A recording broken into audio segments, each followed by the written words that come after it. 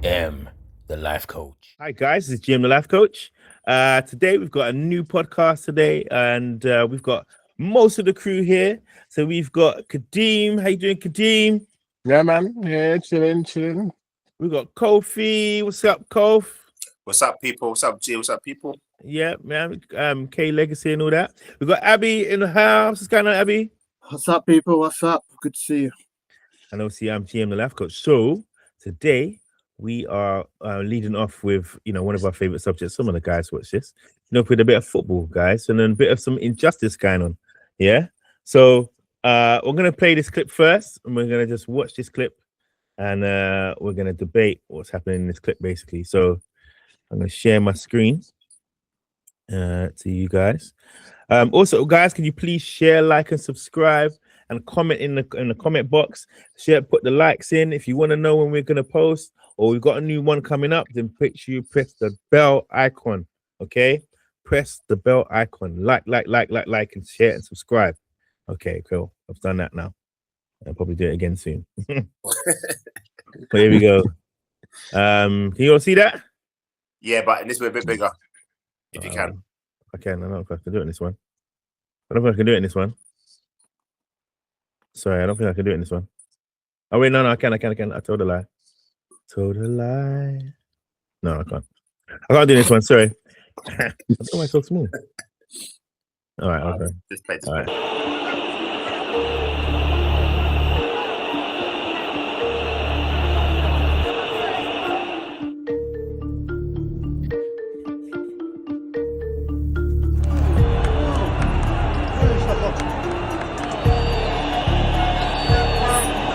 With a fracas. This is going on the front chairs, each other. Look at this.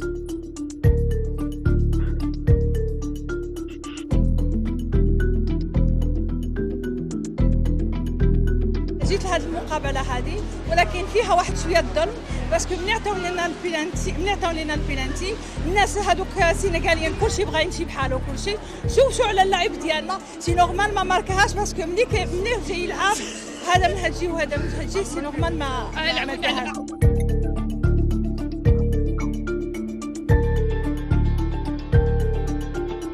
And the Senegal won, yeah! Je pense qu'on a ressenti c'était un peu de l'injustice, parce que juste avant il y avait une faute pour nous et l'arbitre a décidé de ne pas regarder là-bas. Donc tout être humain, on était un peu frustrés. Il y a eu l'arrêt de ce gardien, Edouard Mendy. Et voilà, après on a su rester concentré, jouer notre football en marquant ce but et en gagnant ce match. Après, si on veut revenir aujourd'hui aussi par rapport au match, l'image qu'on a donnée de l'Afrique, aujourd'hui c'est un peu honteux. Quand un entraîneur il demande à ses joueurs de sortir du terrain, voilà, il avait commencé déjà en conférence de presse, tant mieux pour lui. Bon, comme je dis à la fin, il faut toujours rester classe, dans la défaite comme dans la victoire.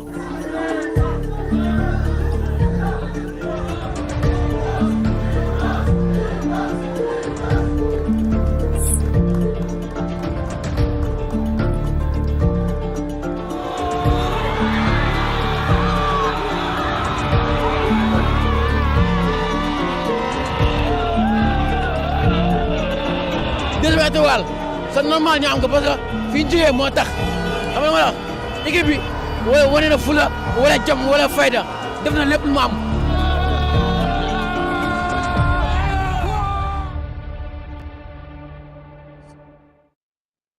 Okay, guys. You get to read the writing? I'm not sure if you did get to read the writing. It's too small. Yeah. It was. I can see piece and piece. Bits and pieces. I can't even rewind it. That's a problem. Actually, I'm able to open up. If you got screen, I'm able to open my screen up a little bit more. Actually. Oh, is it?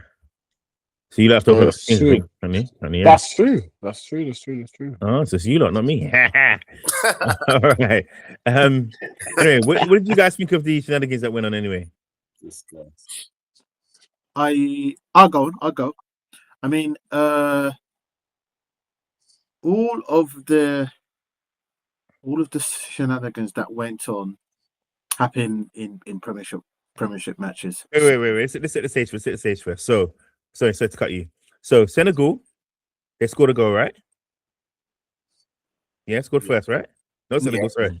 Senegal go first, or it was 0-0. Then it was 0-0. They won the game 1-0 extra time. Right. Okay. And then Why did the manager walk off? Because he felt that he was unfair. The decisions were going against him, too biased, so they were they thought they were unfairly treated throughout everything. That's what I understand. And there was some bias going on in the tournament game and the whole tournament. Yeah, towards from it boiled over at that point. Not even at the point when they had the goal disallowed, but it was just mostly just building up, most probably. So what did you see, Kof? Yeah, I think from the point where Senegal scored a goal, right, literally about 5 minutes before the end of the game, by the way, like 85th minute, right? But it was disallowed because of a foul, but it wasn't a foul. So they're already fuming for that. But the referee didn't go to the VAR, basically, right? And then which is just, it could be corruption there, right? And then possibly, yeah, for sure. Then Morocco had a penalty, which wasn't really a penalty, but the guy made such a mill of it, whatever. You know, their player, Morocco player, and then the referee went to the VAR. But by the time he got to VAR, you know he's going to give it. But the reason that what happened, what the injustice was that fact that he blew for the Senegal goal really quickly before anything happened, right? But in the other one, he didn't blow the whistle at all. I mean, so it's like it wasn't no consistency. You know what I mean? And everyone on the ground knew that it wasn't really a penalty. I mean, the guy touched him with a tall, but it wasn't really a penalty because those challenges happen all over the pitch that you wouldn't be given foul for, basically. You know what I mean? It was just injustice, basically. You know what I mean? And then obviously at that point, the Senegal players were just really upset. The manager actually told the players to come off the pitch, and obviously that's wrong because we said before. I mean, that's wrong because you should never walk off the pitch because it's a bad look for football. Wait, hold on. We could debate that in itself because excuse me, I feel like if you're getting racially abused or you feel like something's not going your way, you should walk off in protest. So I thought you should give the people the satisfaction of having your skills on display. That's just my view. Yeah, I mean, Abs, you could be strong on that. Not necessarily walk off. I mean, it's not that it's acceptable, but I'm just saying they would tell the referee and then they would sort it out from there. That's the protocol to deal with that, and that's how they do it. It's not necessarily that it's right, but it's how they deal with it to keep the game going. So what's on the pitch? No, to report the whatever. Let's say the incident of racial slur in this case, but it didn't happen in Ofcom. Well, as far as I know, but you just report to the ref and they would deal with it and take it from there. It depends. It depends if it was if it was coming from the crowd and audience and the supporters, or if it was coming, like you say, if you're concerned about bias within the organization. Yeah, I don't know how you would deal with it with the players on the pitch.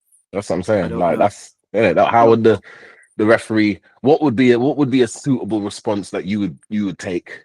Say if that was a game that you were interested in, had money on, what would be the response that you would like to see the referee take in that instance?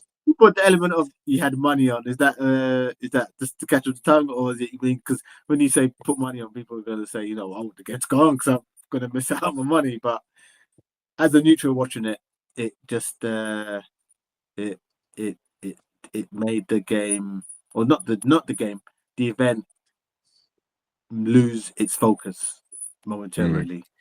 So, Kof, you don't agree.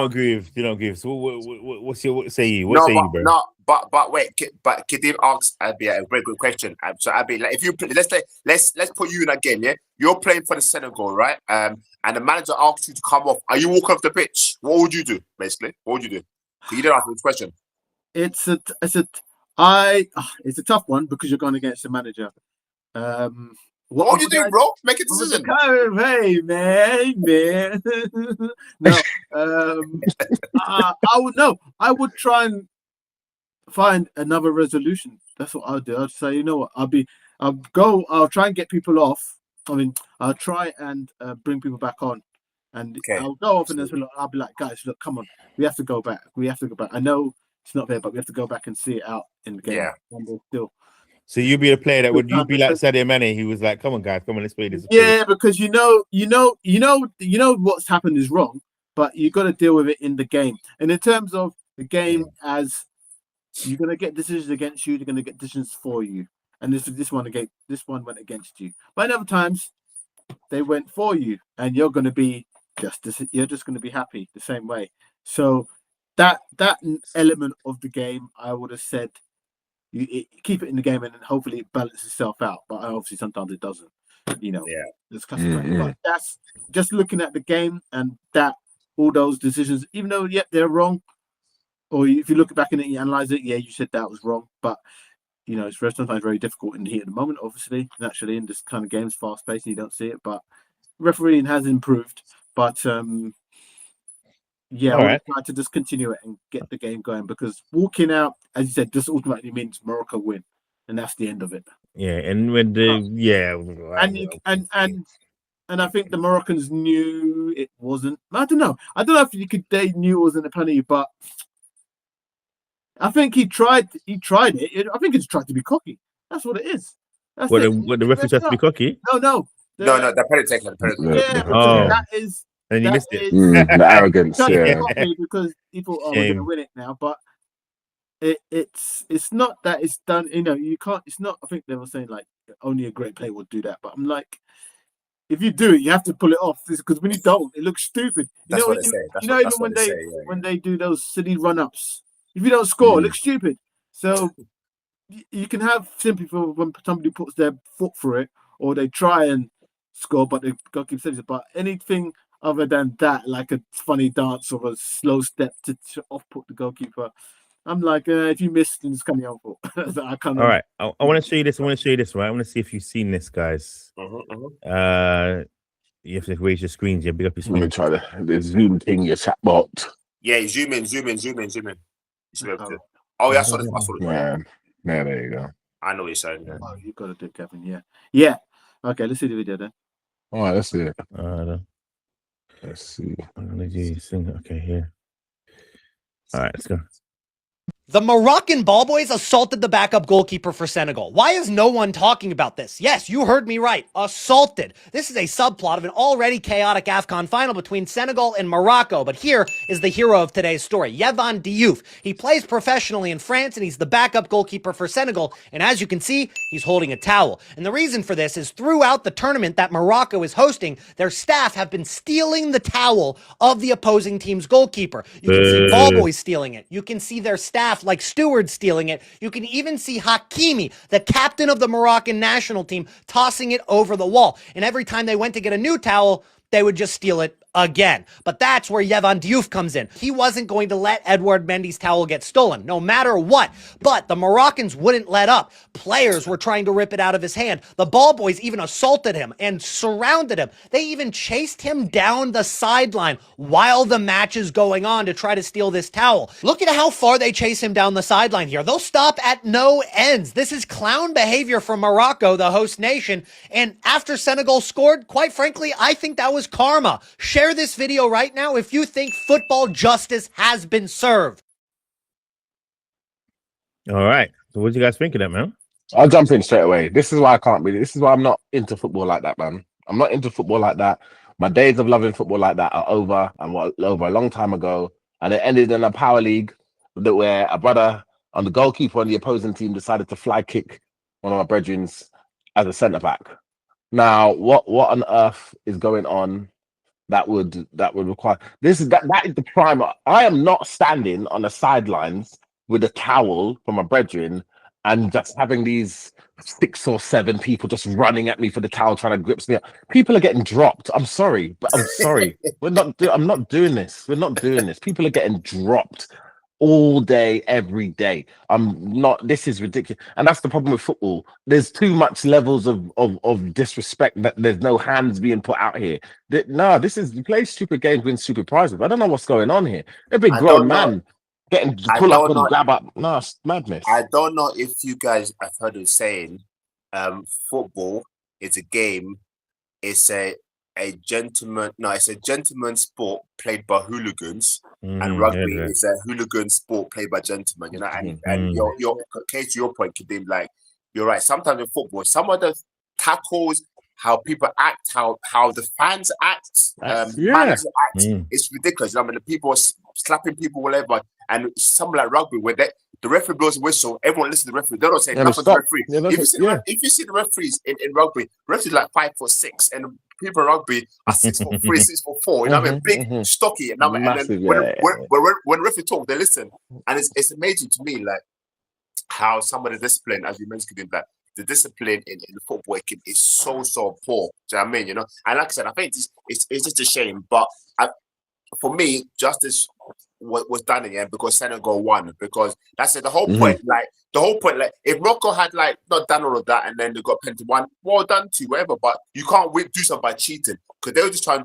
Because that whole thing about the tower, they were doing it wasn't just a Moroccan game. They were doing every single game Morocco played. So every time a goalkeeper, it's often just to disrupt. Look at the goalkeeper, he has to clean his glove. And also the weather was really bad as well. It rained a lot in Africa at the time. It rained a lot. So hopefully the ball's gonna be wet, what have you. You know what I mean? So they're trying to do a disadvantage. So they got exactly what was coming to them. You know what I mean? So personally for me.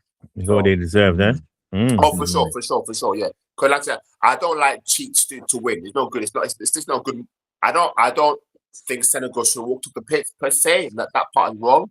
But in the end, I think justice was done for me, my point of view. So yeah. How do you feel? How do you feel? Like I say, this is an interesting question. I'm explaining the significance to people who don't understand why the towers is being installed, right? So the tower is being used because the goalkeeper rubs the ball and make sure there's no surface, anything surface on the ball, but so they can get an advantage. So if you steal the towel away, then the other team doesn't get an advantage of being able to hold the ball, and the goalkeeper has a slippery ball to save as well. So that's another reason why. Anyway, go on. There's two aspects on that one as well. So even it's the same thing really. How do you feel if you are the spectator and you've gone to this event and you see this dynamic, and the person that you've gone to go and see, whether it be a sporting icon or a music artist, for whatever disgruntled feeling that they have personally with what's going on, they decide to walk off. That's your money, no refund entitlement. That's it. That's what you paid for. You paid for the 3% of the time that should have been played or whatever else. How do you feel? Are you, as the consumer, happy and still backing the people to say, okay, yeah, cool, they should walk out? Or are you saying, no, actually, get out your feelings because you've still got a job to do, and that's what your job is? Fantastic question. I'll take it from let's say I'm a Senegal fan and I'm at a stadium. I suppose from my point, if the team are walking off and everyone walks off, I'm thinking I understand why they're doing it. But if they walk off and then say, for example, if they were to walk off and then they say, "Oh, we're gonna give the cup to Morocco," I'm saying, "No, come on, come back." I'll probably get angry. Do you know what I mean? It's a good point, Kadeem. I mean, I think sometimes it's all hindsight, isn't it? You know what I mean? I get that, but sometimes you have to understand why people are angry. It's never good to walk off the pitch or a stadium or a game, especially when people paid money to watch it, because because people pay to. Those are your fans. Yeah.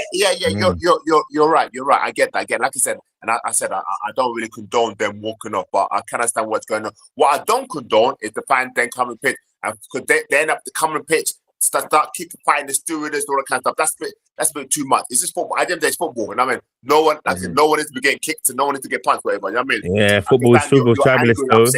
Yeah, fabulous. It's like Kadeem was saying, their friend got mashed up because of it. So I'm the only one here that basically says that they should walk off.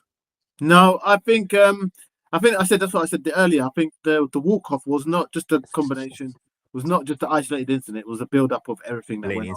Yeah, sure. You did say that.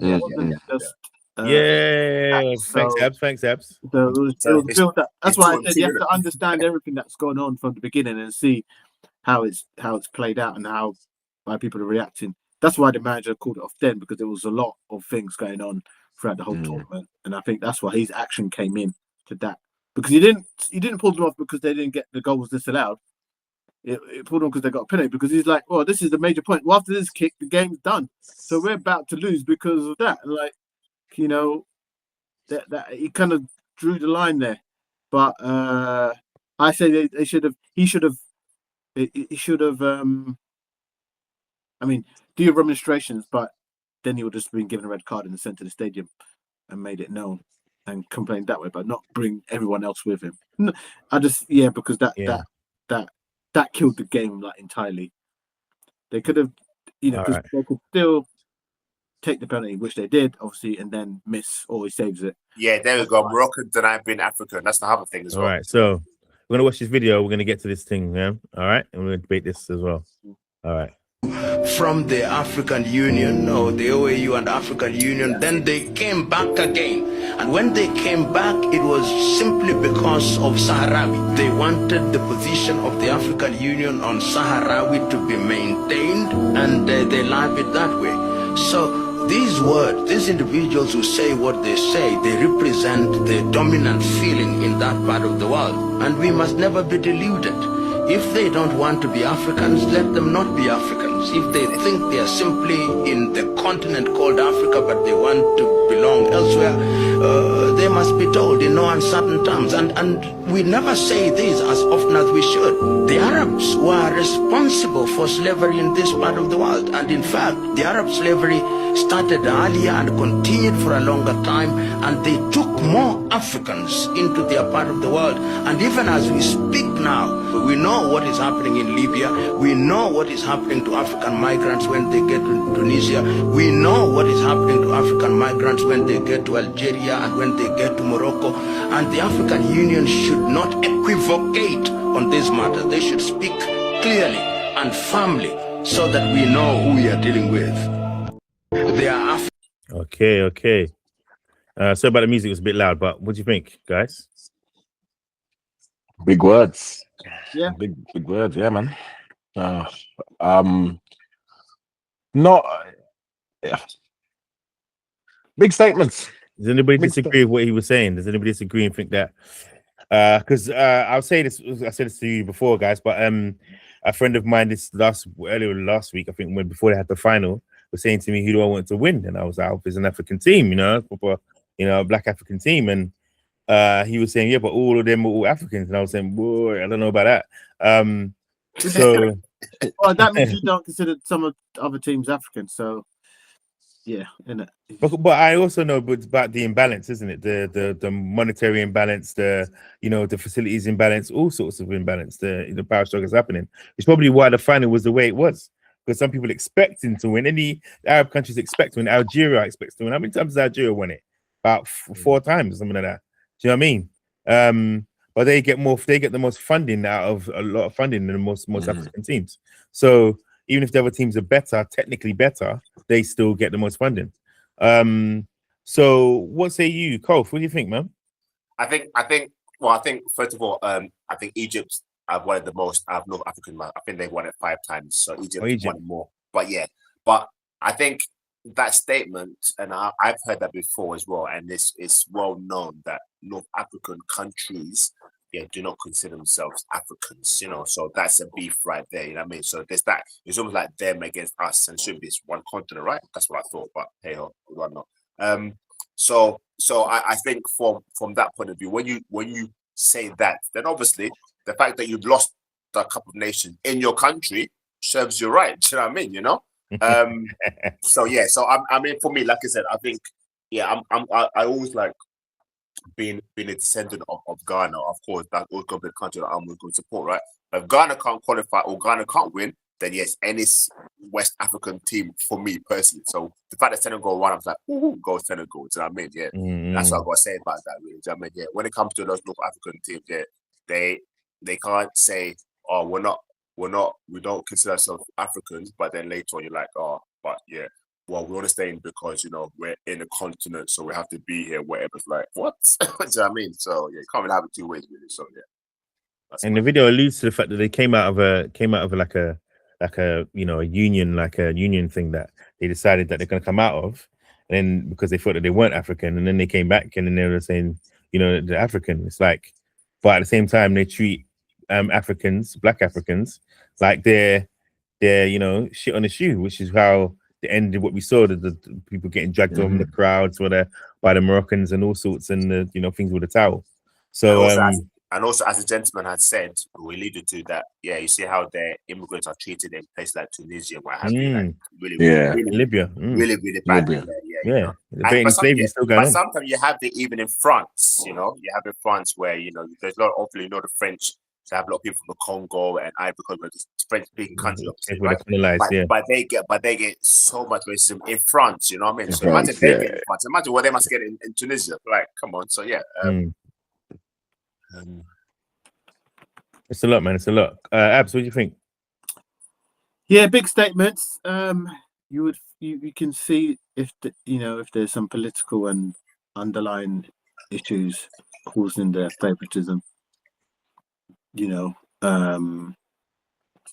So It's always money, man. It's always money, of course. Favoritism, it's always money, and it's the competition has got some stick from certain individuals or key figures within football. Doesn't help because it's a football tournament. Because I think it comes about because Africa's got a lot of countries, and when they enter the World Cup, there's only a few represented anyway from Africa. That's why I think that's why the AFCON sort of competition came about, because a lot of teams, there's only a few spots. It's heavily dominated by Europe and maybe South America, and the rest of the world maybe. But because Africa has a lot of countries, maybe not all football teams, but it was most the same football teams were getting through all the time, so there's never balancing out. Which sometimes happens in Europe as well. Same teams are going to go through. Same 5 teams here was going to go. So 6 teams. You know what I mean? Yeah. So it's sometimes engineered that through time or history, people that favour or support favourite teams are sort of given a sort of historical bias, or not historical bias, but an advantage to qualify because it's favourable for them to be seen in the competition. You know what I mean, isn't it? Exactly. And it's all about money and stuff. Because and also the lighter hue of person also fits well with European outlets as well, isn't it? Better marketing, isn't it? Yeah, dominating football. You know what I mean? Better marketing, easier to market. Yeah. More wider selling potentially, or arguably. Yes, that's the one. Right, we're gonna change up gears, changing gears, something a little bit different. This is a viewpoint of a gentleman that I do not know the name of, but I saw it on the old Tinterweb and the Tinternet web. I want to take your opinions on this, guys. I wanted to debate this, get your opinions on this, and what you think. All right, do your screen things, whatever you need to do, because can I do it on this one? Maybe I can. Can I do it on this one? No, I can't. All right, play it anyway. All right, I can. There you go. Yeah, there you go. I do not believe that Jay-Z and Beyonce do not. Let's take Palestine out of it. Do not know that their black boy is being crushed in mind. Of course, they know. You cannot cancel Taylor Swift. You cannot cancel Beyonce. If they woke up tomorrow morning and they said free Congo, free Sudan, free Palestine, they're going to be fine. Rihanna has more wealth than her children's children will ever need. So it can't be a fear factor, right? It's got to be this cognitive development to make you think that you have to be in the machine, which is why I miss the heroes on whose shoulders I believe I stand on, which is people like Nina Simone, right, who risked it all. Muhammad Ali, literally his best fighting years were taken away from him because he didn't want to go and shoot. He said, I've never met anyone from Vietnam. What am I going to do to them? Where are our ones in sports? Yeah, you have to. Yeah, right? Where are the footballers? Like Mo Salah would respect, Mo. You've done one post. Yeah. Right? Yeah, it's not enough. Our boxers, I got to give a shout out to Lewis Hamilton. He's been vocal from the beginning. Yeah. We need more. Absolutely. We do. You know, and at that level, I mean, top. Yeah. It does lead us back to the false idols of our time. Guys, what say you? This is very interesting. What are we saying? We're talking about the superstars having the gall, the temerity to talk about issues that should be spoken about, and some people are really worried about the bag rather than what is right to talk about. What do we think? Anybody want to go first? I like the fact that he said force idols. It's interesting, isn't it? Sometimes people don't necessarily want to speak up against certain things because it goes against their brand and goes against their image, what have you. Like the whole P Diddy case, funny how a lot of people quite no one said anything in it. And even gets R. Kelly up like that. It's very interesting. It's very interesting. I think sometimes people, it might be because the 21st century in the world that we live in now. I think sometimes, yeah, you do have a lot of celebrities or people in the limelight, I say, who much care more about their image, more about what they really believe in, you know. And sometimes I think they have that kind of mentality where it's like, oh, it's almost like what's it called? I think it's called dissonance. Cognitive dissonance. Yeah, cognitive dissonance. Yeah. So So literally, what you say you're believing is not exactly how your actions that you portray, right? So and it's very hard to. I also find it's very hard to find good role models, because sometimes you think, what do people actually really believe in? Like, what is their actual views on certain things? Like, why do people not speak up against injustice? You know, or why do they only speak up against justice when someone else does it? You know, why does it take one person to come forward? That's when everyone then starts saying it. Do you know what I mean? It's just funny to mention people like some of the people that they mention, like Beyonce and Jay-Z, and kind of. I've never been a massive fan of them anyway, personally, but they're people with influence power. I think that's why they were spoken about, because they're people with real influence, you know. Which is a shame, isn't it? Because sometimes you think people with that much power and that much authority or money or fame, I should say, can come out and say things, right? But they don't. Do you know what I mean? And sometimes, like the little man that what's this the little girl that come out and fight and kind of fight for those injustices, you know. So I don't know. And I don't know how that changes really. All right, I'm gonna throw a curveball in there. Sure. What happens if all these people that they mentioned, because the thing with Jay-Z, Beyonce, Taylor Swift, they're all Rihanna. What are they not all near enough billionaires, all of them? Everybody there. Pretty much. And so are they not at a stage where it may not be about, again, it's not about the sponsorship and it's not about the impact. Maybe they just don't care. Maybe it's the case that you become so disconnected from the world again that, like, we understand and we're aware that there are black boys dying in the mines of Congo and Sudan, where natural resources daily are just being exploited. Yeah, but they don't care. That is so many tiers below where they're at. Like, again, you're billions. That's almost a billion levels away from that. I'm billion level. So I'm gonna sit in my ignorance in my private jet on my lovely new. I was literally just watching a video recently about some of the best and highest first classes that you can have in the world, where some planes give you your own marble bathroom, and I'm like, oh my god, on the plane whilst you're flying, why do you need your own stool, not just with a bed in it, but it's got its own bathroom? Like, this is insane, bro. And that's what I'm saying. When you start living like that, do you think how long, how difficult is it to start to remember or to have any care for the other other people? Yeah. Kadeem, I hear that. That's a fantastic. Yeah, like, it's funny because sometimes we think we it's like literally they live in a complete different world, isn't it? You know what I mean? Completely. You're right. You're right. Because that's a fantastic example, you know, where you have so much money, like, you just don't care. You just don't think about, like, the little people. Do you know what I mean? And like I said, go ahead.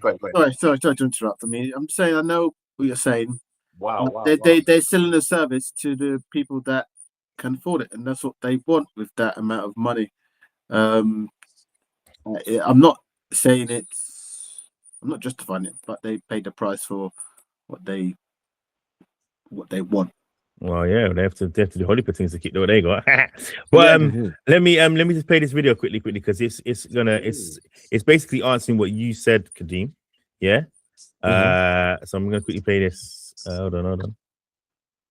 They just don't like before we put that. It said they just don't care, like Kadeem said. Yeah. Wow.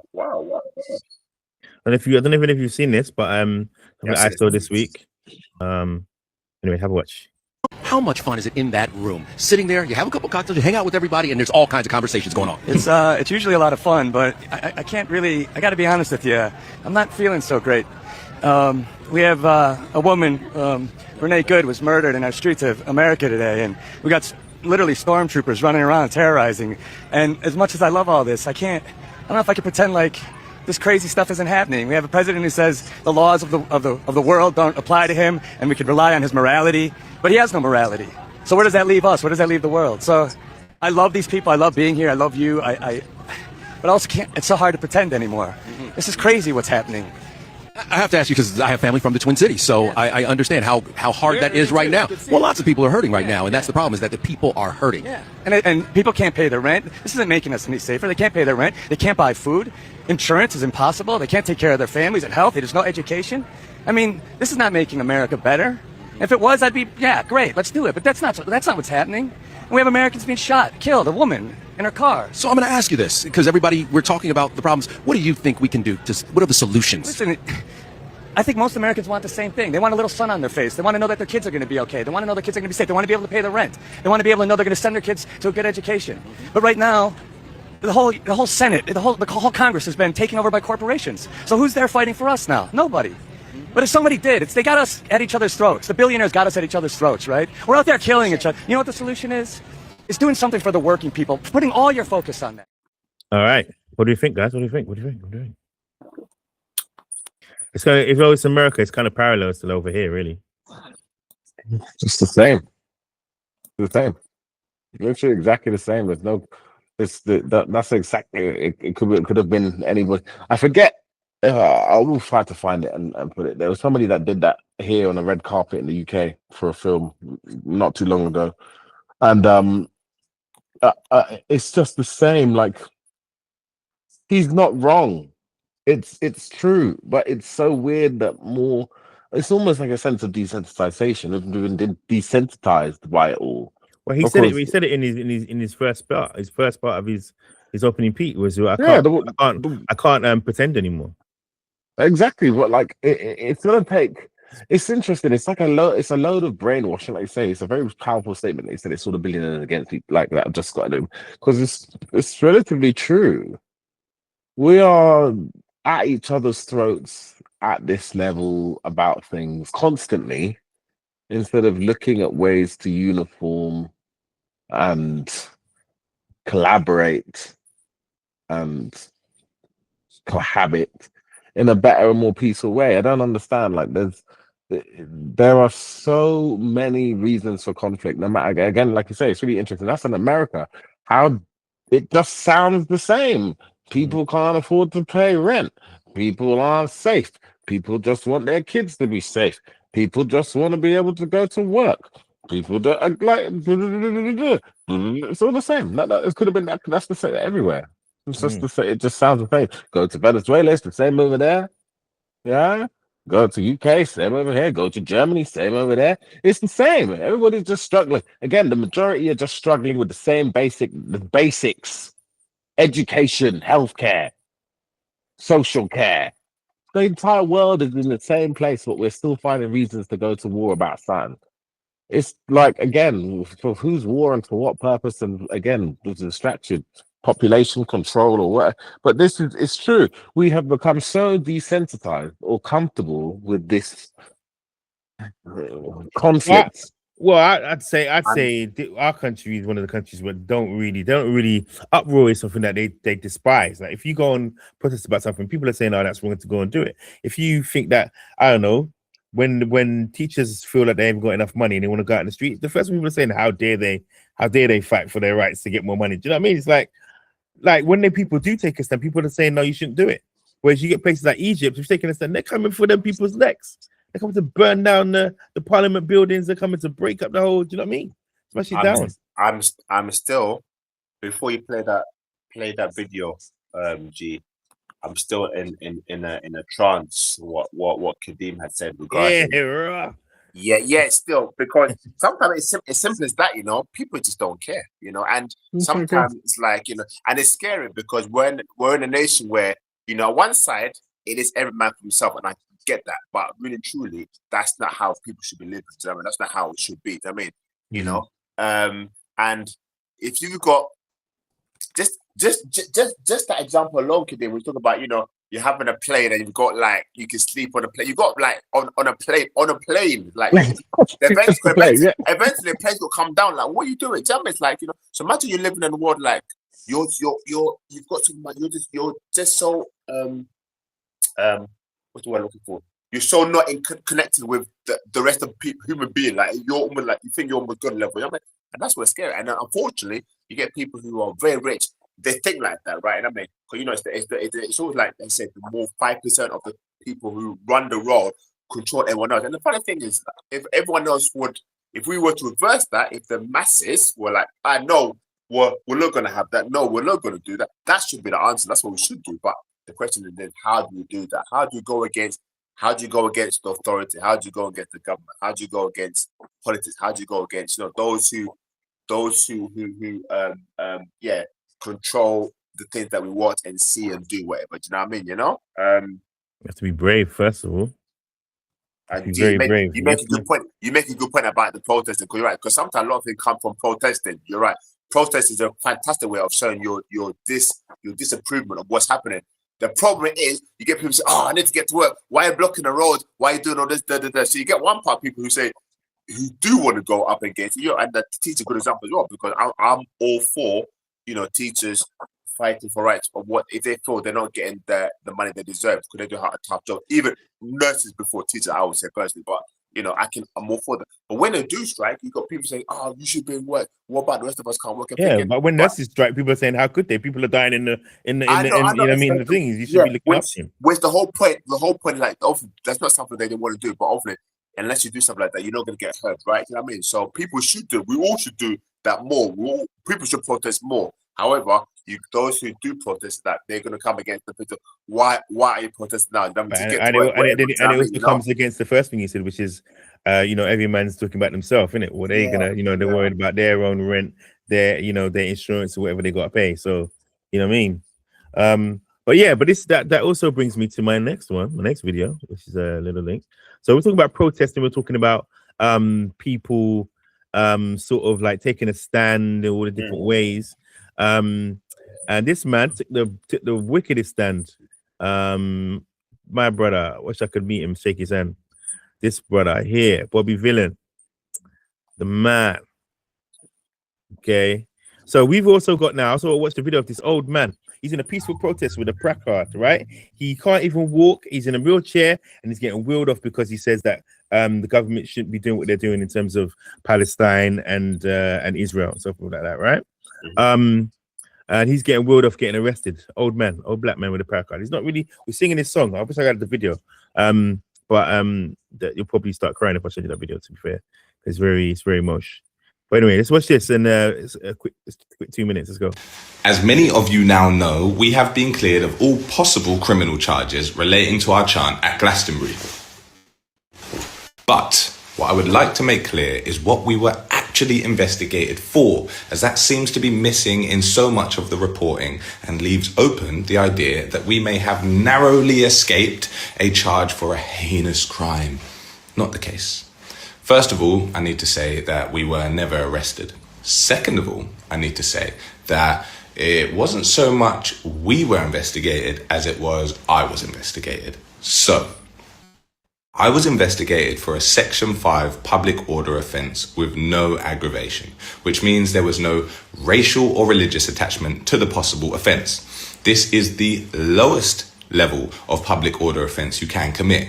A Section 1 public order offence would be a riot. A Section 5 public order offence would be bad language used in a public setting that may have upset someone. The CPS says you can commit a Section 5 public order offence by, quote, causing a disturbance in a residential area or common part of a block of flats, end quote. We were not investigated for hate speech or incitement, but the lowest public order offence you can commit, punishable by a level 3 fine, which is a maximum of £1,000. The news will not report. Where did it stop? Did it stop? Yes. As many of you now know, Right. we have been cleared of all Sorry, let me go possible back. criminal charges relating to part of a block of flats. End quote. We were not investigated for hate speech or incitement, but the lowest public order offence you can commit, punishable by a level 3 fine, which is a maximum of £1,000. The news will not report. All right, cool. As many of you. So I don't know why it stopped there, but I think there's another part. Maybe there's another part. But yeah, so basically, the news will not report the fact that they basically only got like £1,000 fine, but they will still they won't even report on him and say what even happened. They'll just say this guy was a bad guy and he basically was protesting at the Glastonbury events that took place. What say you, Kadeem? Because we spoke about this, didn't we? What say you? It's again. It is it's very interesting, and this is kind of about the control. This is how things work, isn't it? This is how things work. This is why things will work, and why we won't see that riot that we need to see in the way that we would need to see it. Yeah, because it's not about people being fearful or selfish and wanting to, like you say, go and get their bills. It's not really that. That's the brilliant disguise. Like you say, it's not about the teachers protesting or the nurses protesting and everybody being upset about going to work and saying, "Oh, get out of the way! You're stopping me from going to work." It's exactly that. It's exactly that run and that rabbit race to just do what you are told to do without asking any further questions. So it's just like you say. So you do what you're told to do. Oh, you're told to keep up on current affairs. Yeah. So you watch news articles, news things, and then you hear that statement and story, and then the next day another statement and story is put out there. Yeah, that's historically how the news works.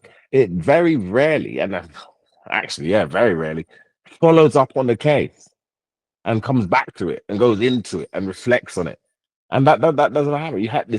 You always daily get this massive headline, this eye engaging, attention grabbing headline. Yeah. But then we don't get any of the thickness of the research, the learning, the development that may come from the case and in the investigation. Once eyes have gotten onto there to add to the whole subject. So again, like how many times? Like I only found out this week. that it was the BBC that reported the second tower in 9/11 30 minutes before anywhere else in the world. I only found that out this week.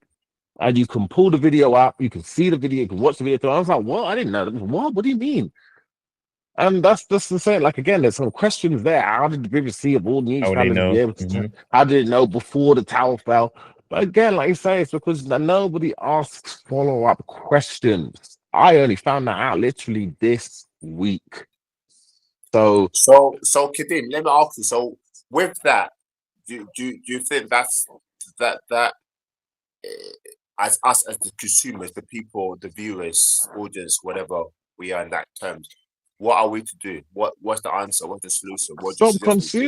Stop consuming. Like you say, people are upset because they're desperate to get to work because the protests are slowing them down from getting to work. Well, stop going to work. Stop consuming. Why are you going to? Because you're going told to, because you've got the pressure on to pay the bills, to do this, to do. If everybody just stopped, like again, it's only in the interest of the upper tops, the majority I agree of with people. that one. And I said before, sorry, cut you off there. I agree with that. It says like if everybody, when people protested, if everybody was to leave work, everybody, the government will listen. The government, they're not gonna listen when it's like nurses. They say, "Oh, because everybody." But you couldn't do it one day. You couldn't do it one day because it's over tomorrow. But imagine. But imagine this. Imagine nobody went to work on a Monday. Yeah. That'd be sick. How much of a statement would that be if people said, if everybody went, all the tube stations were open, but nobody took a train? Imagine just one day. Imagine what that could do. So I mean, I always think that stuff like what's that group? I think called Rebellion Extension. What are they doing? What are they? If they would come out, right, and I don't want to get arrested, but if they would come out and do some kind of protest, Kadeem, and do something like. Do a proper. I love that we say that to them. That makes a lot of sense. Like, why are you complaining about protesting? don't go to work. Just say you just like maybe join them. So basically, maybe join them, right? Maybe join them, support them, innit? Because you're right. Because sometimes, and I said it before, sometimes the issue is like, you got people who want to campaign and people are complaining about people who are campaigning. Do you know what I mean? It's like, so we'll all get more if we all did more. That, no? But I hear that because I love how you said it, because maybe we as to maybe I need to, because if I'm watching news, right, and I'm trying to be current affairs, right? The clues in the title, right? So I'm trying to current affairs, and I'm saying, oh my goodness, that's awful. He got arrested for that.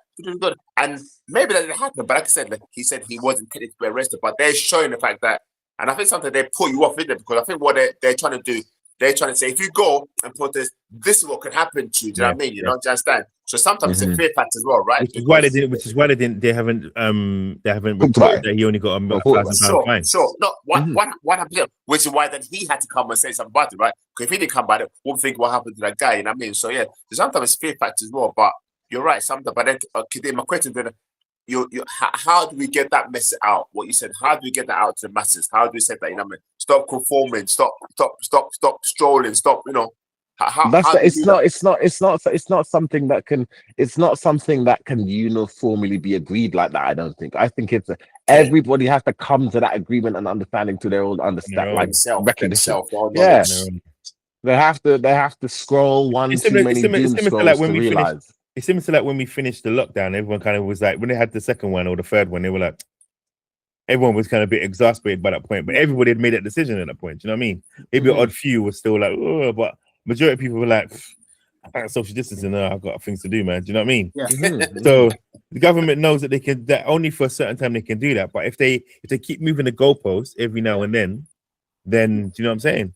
But all the images of like old people getting arrested, it tells you that anybody can get arrested. So it makes you think that I wouldn't even bother doing it. I wouldn't even try to protest. What say you? Fear factor. Yeah. Are they doing if they can? Sorry, go ahead. Sorry. Are they doing that to deter people? So they're showing images of. Yeah, exactly that. Yeah, that's what they're doing. Yeah, because if they can arrest a man in a wheelchair, what they can do to us? And he's singing a song, He's singing a song. And the policeman, I was singing a song. The policeman's just like, "I'm gonna arrest you, whatever section, Are you protesting? Are you protesting?" The guy's going, "Oh, are you protesting? I'm ashamed." Old man, his arms are shaking and all sorts, man, like that. Man singing a song and man got arrested for singing. Imagine getting arrested for singing a song. Wow. And the placard, you get arrested even if a placard. You don't have to say anything. You get a placard. That's mad. They're trying to sort it up deeply, and that's what I'm saying. They keep changing the. Remember, we read the whole anti-Semitic thing. Remember, we read that whole thing. Yeah, I remember. Yeah, I don't know if you saw it, Kof, but we read the whole anti-Semitic thing. We went through the whole. Me and Kadeem going through that whole thing of what is anti-Semitic, and they've sewn it up to a T. You can't even say nothing, brother. Like, can't do anything. When it comes to those people and doing that thing, you can't do anything about that. Abs, last thing for you. Kadeem, sorry, Gavin. Just add to your part. I think what you and Kadeem kind of said the same thing. I'll go further. You mentioned something very important. You said they keep moving the goalposts, right? So Kadeem, to that part, Kadeem said in that case, we need to stop kicking the ball, innit? Like, I mean, because goalpost is we need to stop kicking the ball in that direction. Kick it, do you know what I mean? Because, and that makes so much sense. And also, like, Kadeem, you're saying something today that's just blowing my mind in the sense of like, when you say stuff like, it's not something, it's more like people realizing, okay, you yourself, what are you gonna do? Now it's all like something, right? Exactly. But also, like, maybe the protests, like, don't think of them as like protesting, like you joined them, or like, don't think of them as the problem. I mean, they're trying to sort out the solutions. You know what I mean? Because sometimes we automatically think, it's a problem because they're not gonna listen to it. But sometimes it takes one or two people to start something. Then you get 4 or 5, then other people more into it. You know what I mean, But you have that. But a lot of people, why people follow people or they join people is because they have a common thing within them, a common thing within them. And the problem is that some things that divide us is race, religion, and the political party that you represent. So unless you are aligned in those 3 things or one of those things, or somebody says, "Oh, actually, I like the way you dress at that particular day," you're never gonna get people to follow you. That's the hardest thing. Unless it's to do with, ain't no one gonna try and follow you unless you're paying people, you're bribing people to do it. or let's say stand to gain something big. I No, totally agree. do you know what? Totally agree with That's looking the ball, I'm gonna challenge that again. I'm gonna challenge that Go on again then, because go on then, go on then. again, this is what I'm saying about we as consumers have become so devoid because 20 or 30 years ago, if you run around the streets with a samurai sword, people will come to your aid. Yeah, some people will run, some people will hide, and some people will try and defend that and take that person down. Today, right now, you run around the streets in daytime with a samurai sword. 90% of people are getting their phones out. I'm not going to run. They're just going to try and record. Yeah. Get a viral moment. Yeah, viral moment. Even to the stage where they've recorded themselves getting chopped up. And yeah, and then there might be a proportion of people that are going to run, and then maybe you might get one person I wish after that a was while. someone true. But, you know, I wish that was someone true, though. I wish that was someone true. And you're right. You would film yourself and getting eaten by a crocodile. Yeah. Like I watched I saw a video, the release come out of the well, I don't know. I only just saw it. Why we like that? Why? Conditioning now. Why the first thing people do is get a mobile phone out? Like just walk like but it's to prove, but it's to prove that you saw it. It's to prove that it's to prove that you saw it. Yeah. You saw it. It's to prove that you saw it. Now, even though you got AI that will disprove that you saw it. So what are we doing? Let me get me started on AI, boy. I saw this video of this lady dropping from the she was doing some work on a roofing thing. She fell through the roof and fell through a cabinet thing, landed on the floor. I thought, wow, that's a video. I wanna, you know, it's a funny video. And I see the comment in the AI. I said, no, man, not even. So anyway, you're right. You're totally right. Abs, very quickly, because we've got 16 minutes. Let's go. What do you think about this? Yeah, it's quickly protests. Protests. You're always going to get something where I was busy listening that I know. outjust and tempers are raging. And I don't know what instructions the police have been given, but you know, it's like that. Like the internet lady was pulled out of the van and she was shot. But it's protesting is always a tricky one because you're going to get some misjustice because the police are going to get a lot of aggro and the protesters are going to borderline bend the rules as well. You know, and then it sort of takes the focus away from what's being protested. So, you know, good point. You have to kind of sometimes. I even hate not hate, but I can understand the frustration that oil protesters are doing, like when they sit in the road and they're sitting in the road. Yeah, and it just quietly pees off everybody. And it's another form of getting on people's nerves.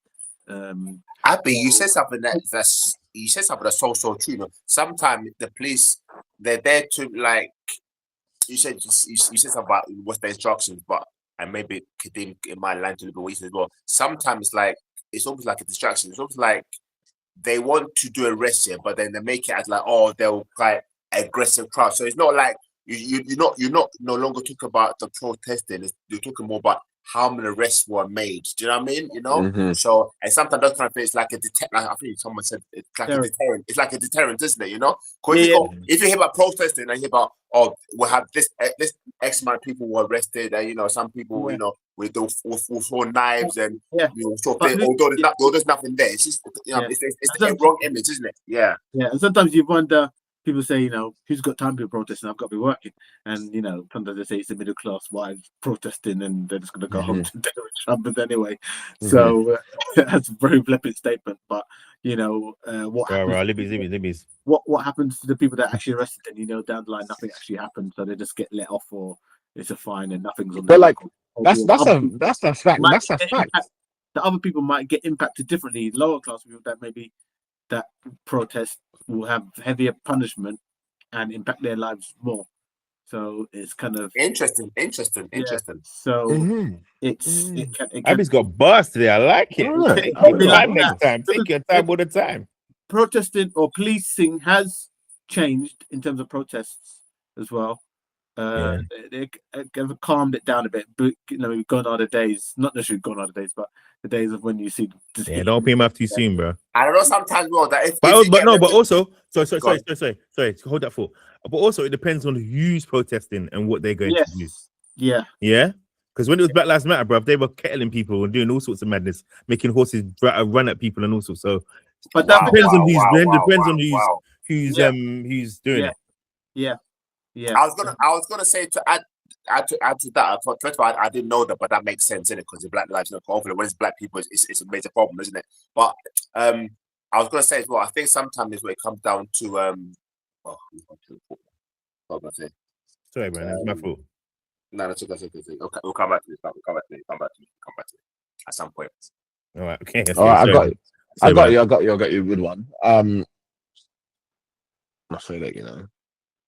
You gonna get it as well? I got as well. All right, okay. I got as I'm well. moving on because you're gonna cuss me and then be like, "So you said it's gonna be an hour."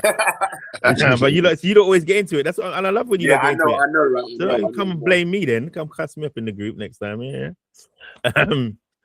Right, hold on. That's some good topics, huh? That's what I'm saying, man. See what I'm saying? Leave it to the eye, leave it to me. You know what I mean? Okay, you know what I mean? And Kadeem, obviously, because Kadeem, did you send me this? I don't know where I got it. I sent you this. Yeah.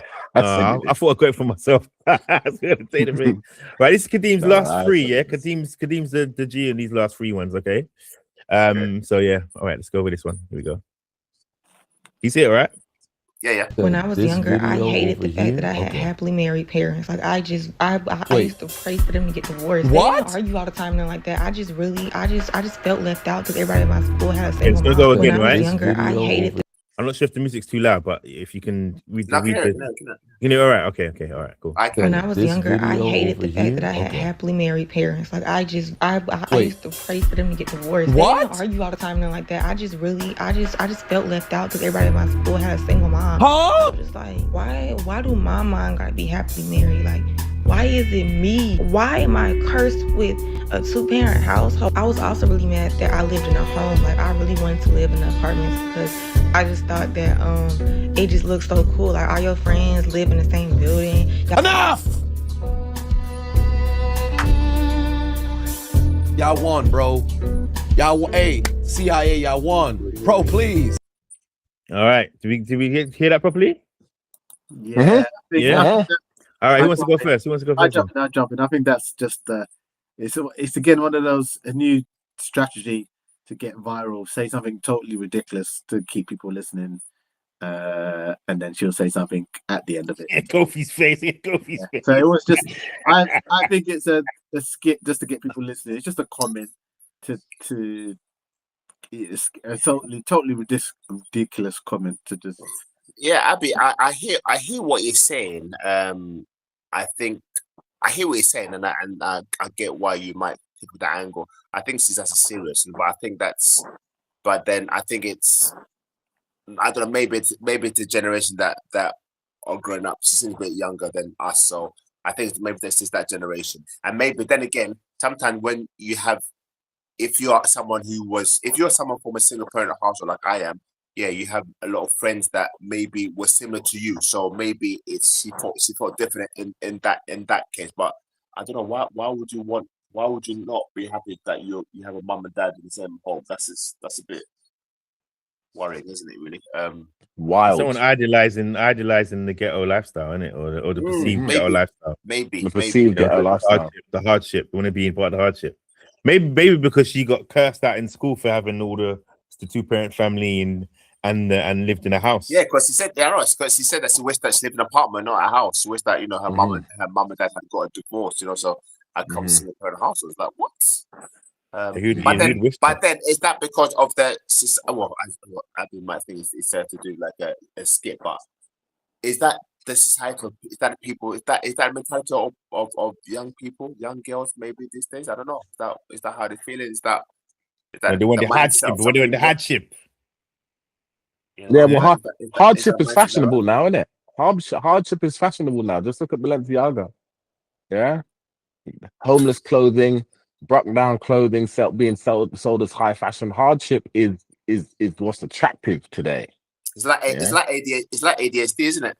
Is that we say? Yeah, you have ADHD, autism. Everyone's like, just saying wants the label. And it's not a view of GM Life podcast much. It's just Kofi's view. It's not the view of GM Life podcast. It's just Kofi's view. No. But what I'm trying to say is like, sometimes like No, I hear you.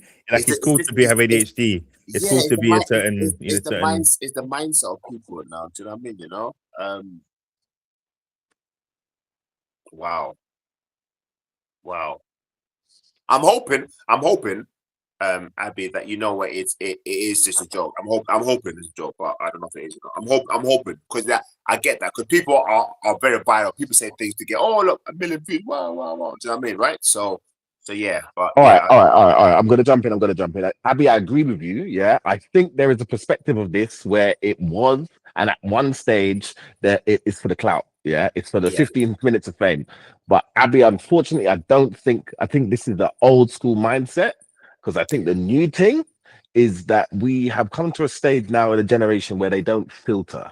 Yeah, we filter. Generation now don't filter, and what gets They don't you even know what filter is. exactly, and what gets you virality, I'm still getting that that one. viral moment is putting yourself on live or wherever and saying something unfiltered. And I think that woman, that girl, she made an unfiltered comment that was, and it's a.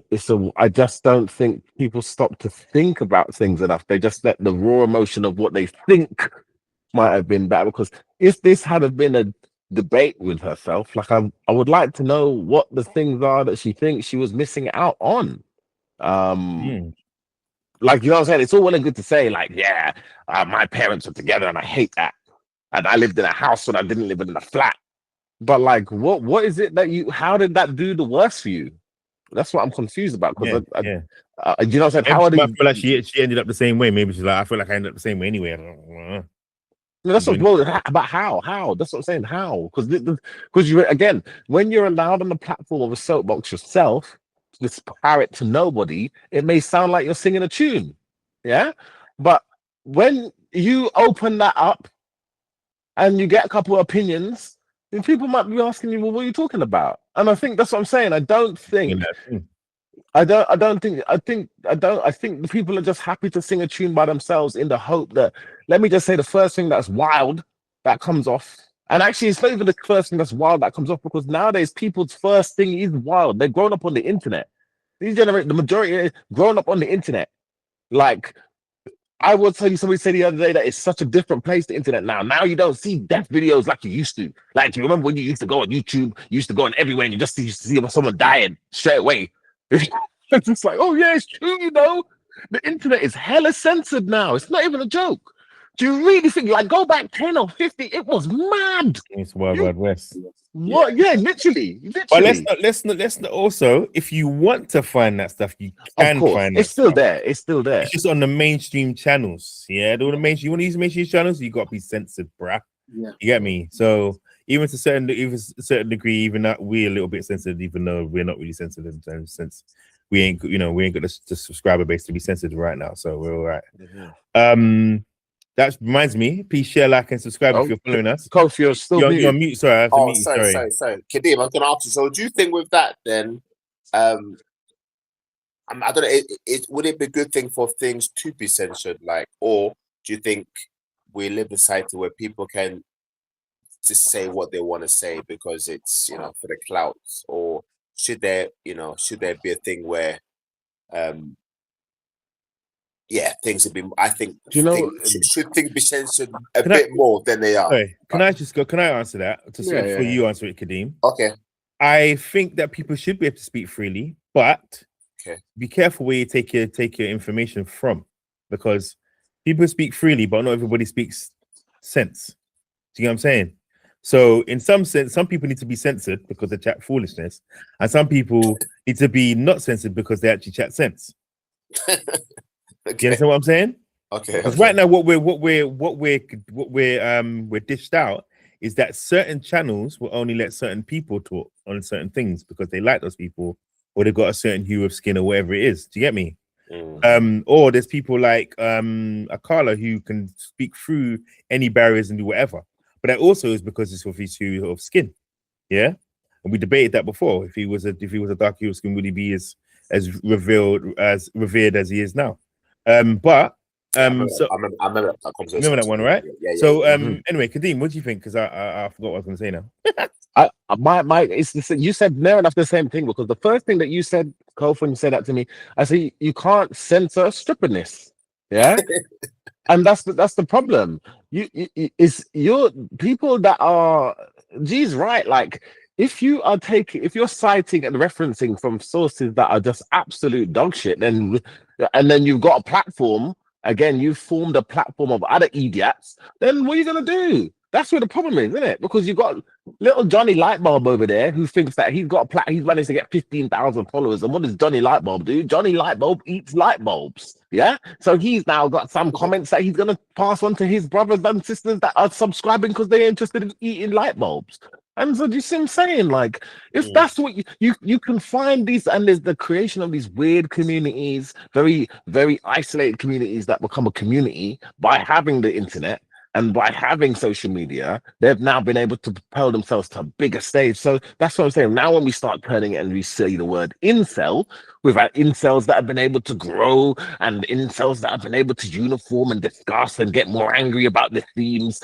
And like, again, like, that's what I'm saying. So like, the internet, we shouldn't censor, but it is about where you're getting your information from, and the influence you have if you have a platform. But I think we need to censor the collective, combined grouping of fools that seems to keep happening. But then that's very difficult because everyone's definition of foolishness might be different. But why can we not That's a censor? good point. Why can we not censor? Because I mean people say it's a free speech, but sometimes not everything is free speech, because sometimes there's something you can say which can be offensive. But also it's your basis of your censorship.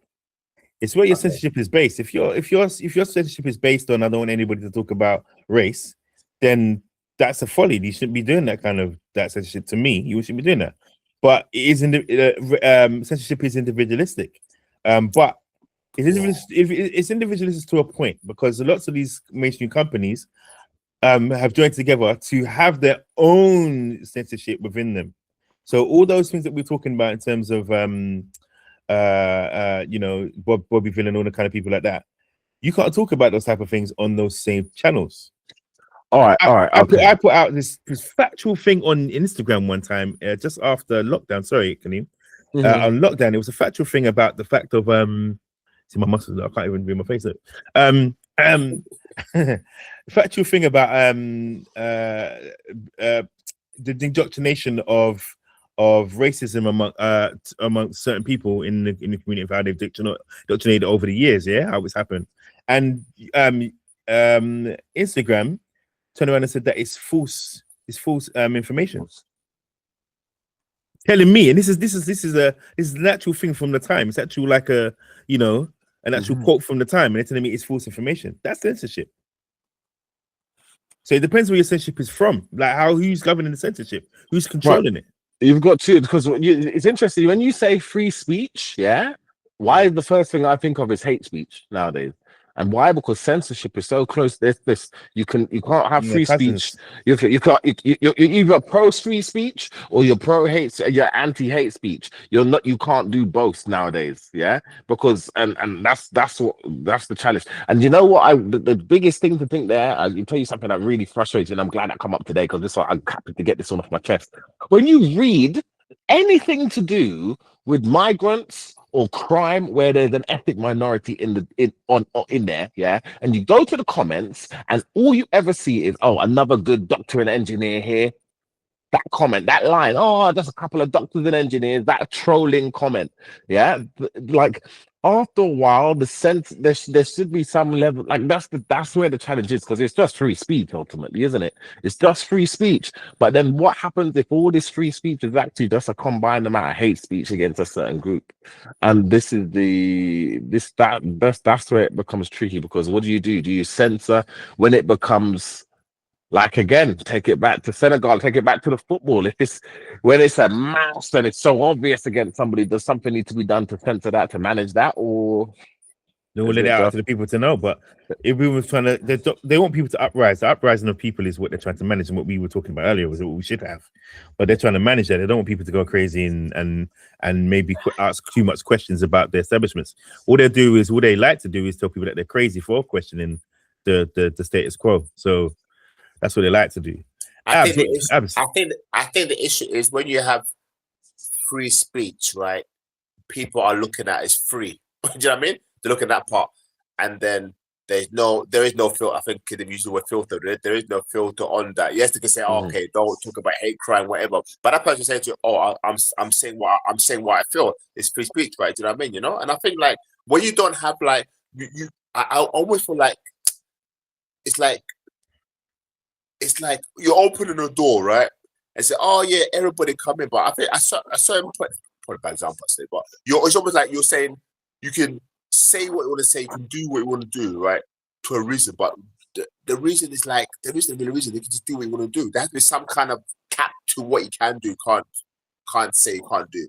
So I mean, for me, I think it's just too much. You know what I mean? Because like, how can people say nonsense and it just gets views? Like, you know, that's a certain point. Like, someone can cut it off and like no one can say it. But it's always that's always that thing of the people who are following that person like that person so much that everything that they say is gospel. They could talk about foolishness. Like there's a lady that was on one of these thingies, and she was talking about some foolishness about relationships and whatever, and what she's talking about didn't even make sense. She was telling a story, which I'm gonna start showing these stories, and so we can actually debate. It would actually be jokes, man. But she's telling a story about how she met some guy and this, and her thing is telling her about these dates that she goes on. Talks about these dates. Okay. But these dates aren't necessarily like when she's telling the story, like that didn't really happen. Do you know what I mean? And we're gonna go into one of them in a minute, actually. And one of them kind of things anyway. So, but yeah, but people have a following, and then when they tell these stories, people want to follow them and think, oh my gosh, it's so amazing. I want to hear more of you say. And then what we've learned to do, and we've learned behavior, is to revere these normal people, and I say quote unquote normal people, the everyday people, because they have an opinion. Just because they have an opinion. That's not how we have followers, because people like to follow our opinion.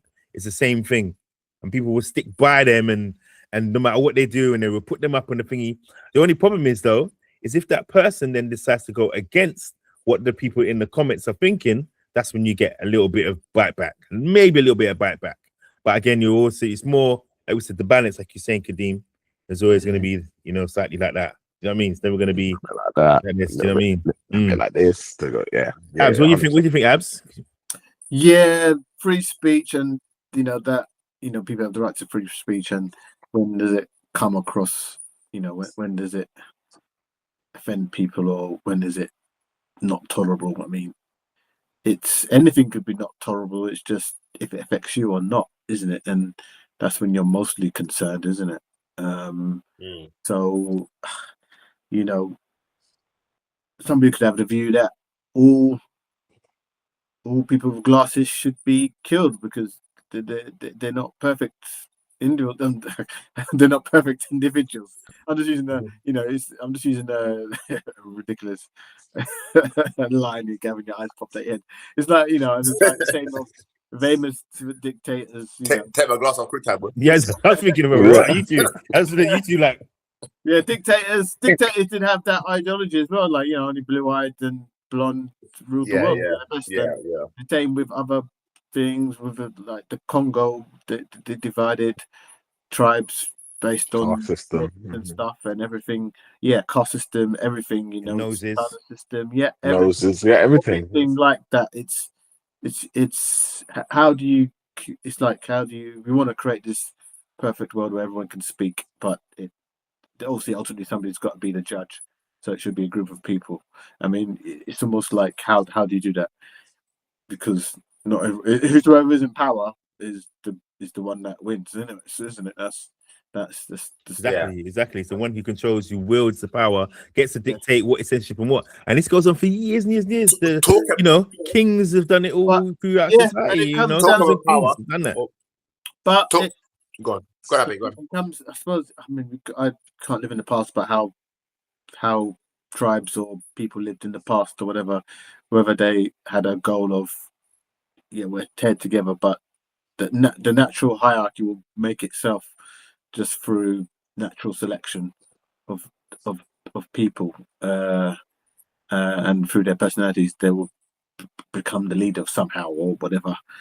Somebody has to lead, to give direction to all, isn't it? It can't just, we're not all going to know what's going on to go in the same way. So it kind of naturally goes like that. So I think it's a case of, obviously you want to get to world peace where there's no problem, but that's kind of impossible. No with glasses. Because there's always going to be, if there's somebody at the top, there's always going to be somebody at the bottom, isn't it? There's always, nobody's going to have anything ever equal. I could be looking at somebody upwards saying, look, they got rich, they've got money, but there's somebody below me who's looking at me saying I'm rich and I got more money than them. So it's that perpetual. How do you level it out for everybody? Right, so I'm going to jump in there. This is the first one part of getting over the control and the veil of control that's on top of us. And it's not by looking at hierarchical systems as by wealth and the definition of richness by being monetary, because your health, your mind, your physical well-being, and your environment and understanding of location is also what enriches you. So that's one of the things as well. Everybody always leans towards monetary. Again, like you said, Abs, that person's making more money than me, or it looks like that person's doing something more than me. But it's never, well, that person's actually healthier than I am. What can I do to be as healthy as they are? Yeah. How could I conversate with them to see if I could be healthy and improve myself? It's always the money. So if you take that money out, that's what I'm saying. We become so focused and fixated on that money, which is just a banknote. IOU. Remember, that's where bank bills come from. It's a self. It's one in the mind. This here. For next time, G. Not for today. I don't know how we can do it, but I think someone was mentioning about power and like people in control, and I don't know how. It's a bit religious and it's a bit controversial, but I want us to talk about it because I think it's all about good debate. But the thing is, Adolf Hitler and King Leopold of Belgium, right? Now, let's say Adolf Hitler, let's say under his rulership, like there's about 6 million Jews, maybe 6 million Jews, let's say 10 million. King Leopold, Belgium, 150 million Congolese black people died. 50 million and 10. That's quite a big difference, right? And I'm not saying, what's worse and what's whatever. But if either those people, Adolf Hitler, King Leopold, they died at birth, or if their mothers had the opportunity to terminate that pregnancy, so many people lived, do you think they would have done it? Controversial, I know, and it's horrible because I don't like to talk about termination, but because I was just reading about something the other day. I think Ricky Debate was saying something about it. That just imagine if Adolf Hitler hadn't lived and King Leopold lived, amount of people that lived, and and how life would have been or whatever. Do you know what I mean? It's just a conversation to have. Really, it's a conversation to have. And also, this got really, really bad. This is really bad. I'm a Christian, so sometimes people say that God knows everything and God knows, like, why do those kind of things happen? Do you know what I mean? Why do those kind of things happen in the sense of like many people have to die and lose their life and stuff like that. Do you know what I mean? That came to my mind when I heard about power and kings and authority and that kind of stuff. Well, when you prayed tonight, ask God about the glasses. Yeah? People getting killed because they're wearing glasses. Yeah? Ask him why. Right, we're gonna go to the second to last, the penultimate thing. All right, cool. She's coming on, right? Hold on, what's this thing keep popping up? Go away, don't you? Right, the penultimate thing. Is that the one there? Yeah. All right. Here we go. Can you see that, guys? Can you see that all right? Zoom in. Yeah, there you go. All right. Here we go. Your white skin is so beautiful. Why do you go to the beach and burn yourself to a crisp trying to get brown? If it's Wait. I love them bars. Let's go again. Your white skin is so beautiful. Why do you go to the beach and burn yourself to a crisp trying to get brown if it's so wonderful to be white? And if you love your thin lips, why are you going to the doctor getting collagen injected and telling me my lips are too big? Don't, you know, that's my thing. That trips me out. Whenever, you know, white girls come to me, oh, your butt is so big. And it's like, well, why do you go get on that stair stepper at Holiday Health Spa trying to get your butt as big as mine? And being white is so wonderful. I don't understand why all these white teenagers don't stay white. You're Damn, saying playing around, man. Why don't they Yeah, stay like white? around. Mhm. I want to play it again. Let's go. I'm pro black, so that's how it goes, isn't it? Sorry about that. What say you? Yeah, but, Abs, go Abs what's, first, go Abs first, what's go Abs there? first. Yeah, but what's there to say about that? I mean, we all agree on that, and it's true, isn't it? We all know that already. There's nothing to say about No. Don't just decide that we all agree on that. Let's properly talk about what he's saying. Just go, Abby. What you saying? What you thinking? Yeah, I think that topic is describing why our Caucasians getting a tan, saying it's beautiful, but maybe then saying the black skin is not attractive and it's not the color, it's not the standard of beauty, or taken as part of the standard of beauty and often put down or looked down upon. So It's gonna meet you. Almost like a double standard, really. I've got a nice tan, but you're tanned already through history, but we're gonna look down on you. So what's going on here? It doesn't make sense. So it highlights the ignorance and stupidity of racism based on color. Yeah. This clip is obviously from the 90s, yeah, because I see by the hairstyles and the clothes and whatever. Yeah, a lot of things from the but a lot of 90s. the things are still the same. So, Yeah. Kadeem, what say you, bro? Yeah, I think that's the most fascinating aspect of it. It is like a time, like those three things are being done more now than they were in the 90s. Probably more so because social media, like we've been Probably, yeah, exactly. Yeah. So I don't. Yeah, like again, the 90s were a hot minute ago now. We're yet to say that we're seeing trends be repeated or more so than then. Yeah. Like we have to. There's got to be a ownership somewhere. There's got to be ownership somewhere. That there's some contradictions there. Yeah, that there is some massive contradictions in what you're doing, in the practices that you're doing, and how much that is. Yeah. If we own the contradictions, yeah, I would say cool. Yeah, no, fair point. I did used to say that, but I reckon now that I'm seeing this come to light, then I'm yeah. Then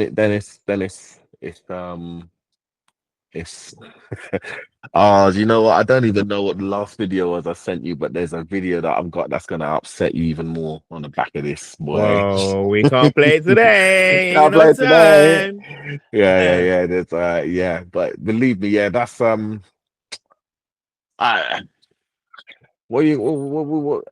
Abby, you know, you said something about with that, like they want to get the tan, right? But I kind of think like sometimes if Caucasians who are pale, they want to get the tan, but they don't want to be black. Do you know what I mean? They want to get that kind of color. And I think maybe that might be more sinister, because sometimes it's almost like I don't think necessarily that they're trying to be black per se, but they want to try. But I think it's more of a thing of. Like most saying, why are you doing that? Just love your skin. Like if you really loved who you were, why are you even changing? Why are you even trying to tan it? Yeah, no, I get what's he saying, but I think it's something. Kof. Yeah. I think the correction is they're trying to be North African. Ooh, controversial. Man said he's trying to be Moroccan and that, like taking it back to the beginning of the whole thing. I know that. Full circle. You know, like this kind of podcast, isn't it? Like this kind of podcast. All right. Cool. All right, we're gonna go to the last thing, yeah, because time is ticking and I can see people are waning, eyeballs are like, Ugh. So let's go to the next thing. Yeah, Kofi starting to flag out, man, with the white flag and all that. Yeah, I saw you. No, I saw you. All right, next one. All right, this is from Kadeem as well. He's 51, never married, no kids, red flag or nah? Let's go. Okay, so I went on a date with a 51-year-old recently, this past week, and it was a really good date. But what is interesting to me is when men make it 51 years without being married and they don't got no kids. Because I'm thinking, I got all the questions, and I don't think he was prepared for that. But like when I date an older man, like your career is really important to me. Like, we ain't playing no games. But at that point in life, you should have some things really going for yourself, big things, okay? So he hit my status in terms of finances that he makes. And so that's why I agreed to go on a date, and he was pretty handsome, right? I love little Silver. Little Silver doesn't do anybody wrong, but you made it 51 years. I'm all for an upcycled husband, be divorced. But like, you haven't got married, nothing, no babies, nobody. Something's weird about that. It's weird. And he wasn't prepared for these questions. Nah, they got a whole bunch of guys. Hey, sorry. Okay, so I went on a date with a 51-year-old recently, this past week. And it was a really good date. Something's weird about that. It's weird. And he wasn't prepared for these questions. Nah, they got a whole bunch of guys in the islands like that. I got a family member. I asked him that one time, and he was just like, his answer was this: when I die, the legacy ends. Okay, so I went on a date with a 51-year-old recently. Okay. I thought this guy was gonna say more than that, but he didn't. What say you guys? So she's going on a date. Guy's 51, ain't got no kids.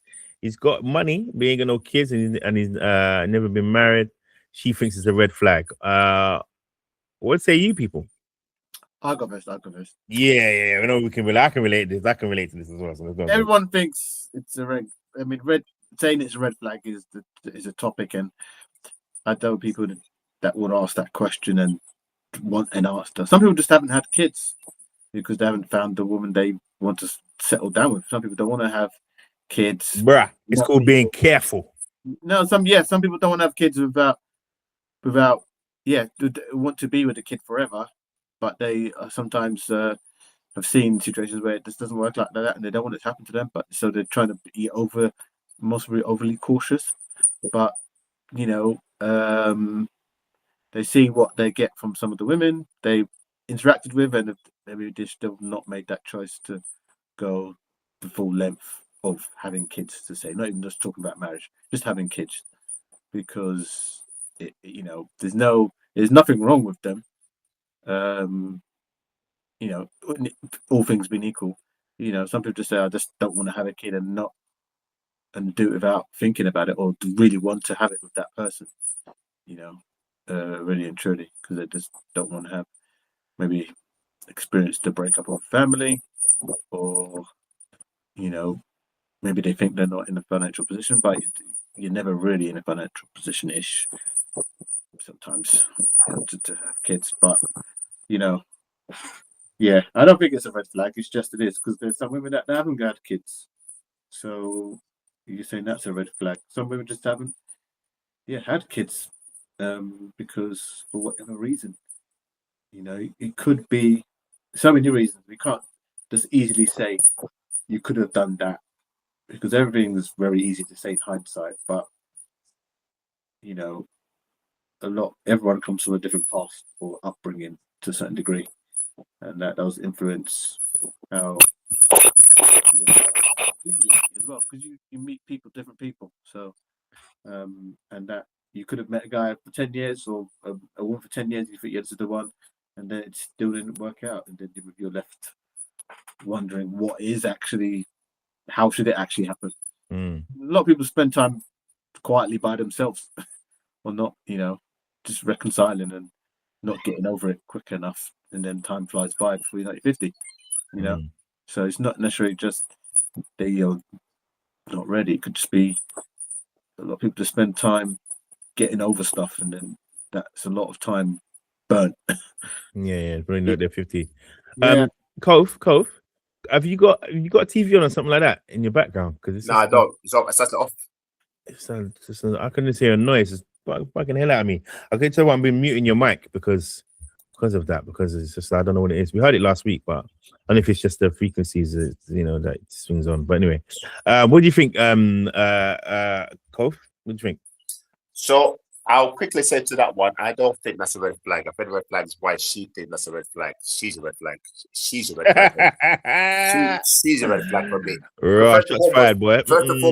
First and foremost, does she have kids? You know what I mean, has she been married before? Mhm. What's I mean, and a little bit what just I don't know what Abby says, like if like it just could be like, yeah, he is not in a situation where he met the person to want to have kids with, you know what I mean? And also, what if he does have kids and then she might say that, oh, you got kids, you could make it out work with someone else. That shows you're someone who can't make this work with someone else. I mean, because if he did have kids, she probably say something about that anyway, you know what I mean?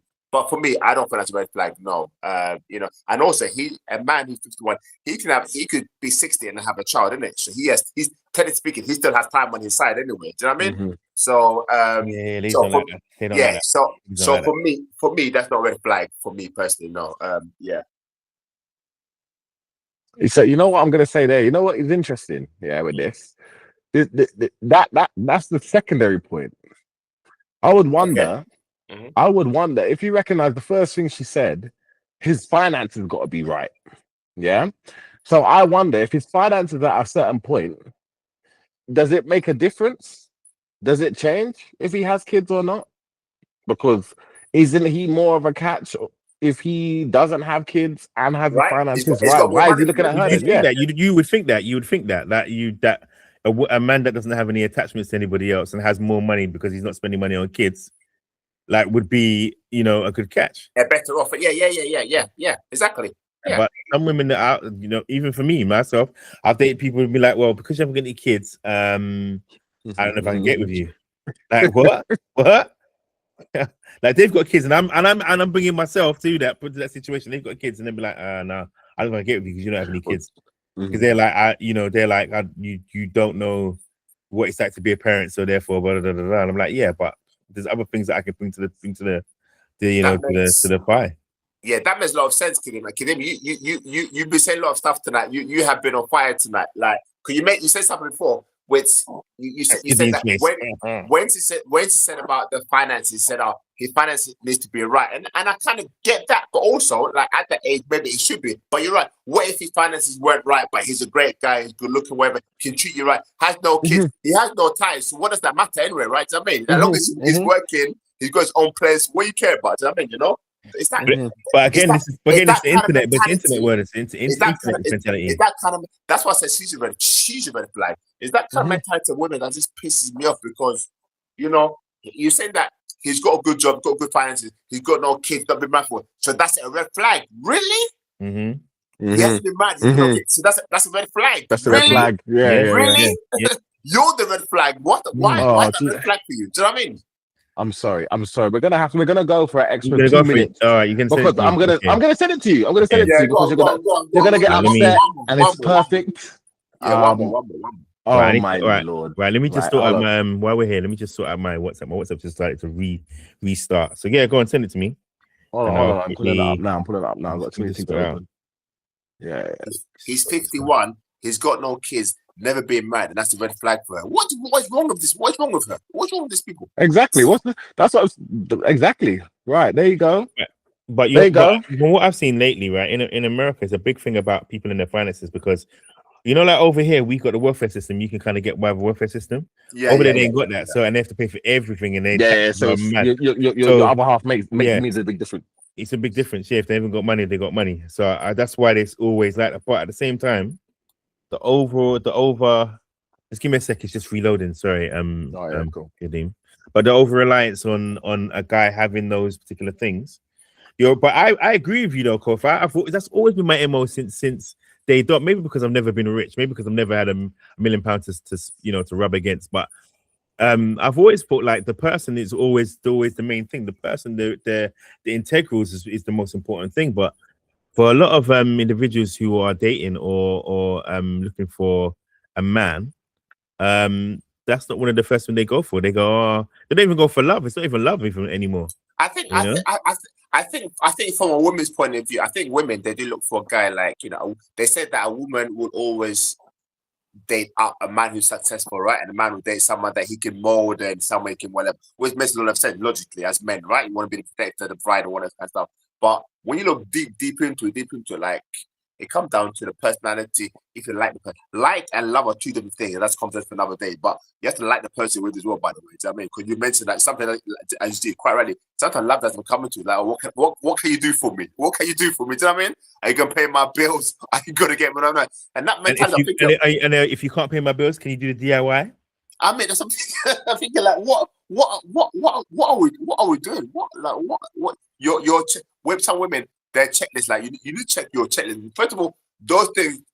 Can you do those things yourself first and foremost? I mean, because you know what I mean. Oh, you set the nail on the head right there. You're right. Go. Don't get me started. Go on. Because I also like sometimes like women say they want a man. You know, it's maybe I'm looking in the sense of like it's always the American type women what they're looking for, right? But sometimes women, and it's happened now, like that kind of social media kind of what they want what women want, right? You want a guy to be have like 6 figures, have a good body and all that kind of stuff, and have a good crew and all that. Do you have those things yourself first of all? But you know what I mean? Are you educated, whatever? Do you know what I mean? It's okay. Of course, you should, as a woman, you should always have standards. I get that. Have standards and be kind of thing. But if a guy is working to be somebody, he's got an ambition to go, that's a good basis for a good man. Do you know what I mean? You're talking about, because if you think a man is going to have all of those 6 figures, whatever. Why is he going to choose you? Why would he going to choose you? Do you know what I mean? When we talk about the one man, he's got. If it's a footballer, it's athletic. But if the man is like that, why would he choose you? What do you have to bring? And woman, you know, when you ask women, you ask a woman, what can you bring to the table? She said, I find offensive. What? You're saying what you want in a man. So a man says to you, what can you bring to the table? Woman say, she says something like that. Oh, I am the table. Yeah. You should never ask me. Anything like that. Yeah. But there's ladies with 6 kids going on these shows. I want a guy with 6 figures, bro. Like literally, the kid's like 2 months old, and you're looking for a guy 6 figures. I think, so when they ask when did you have sex? The last time you had sex is like last night. I don't know. It's crazy. Why not still with the same guy that gave you the kid? You know what I mean? I had sex with you last night.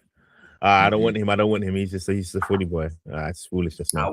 I want women said I want a man who's established, a man who's going somewhere. But you don't have nothing yourself, right? But you want a man to be established to come and get you. All right, love. All right. Exactly. Right, last one. Yeah, play. Last one by order of Kadeem. Kadeem set this one into the show. Just to upset everybody real quick. Who's this white girl? No. Yeah, go on.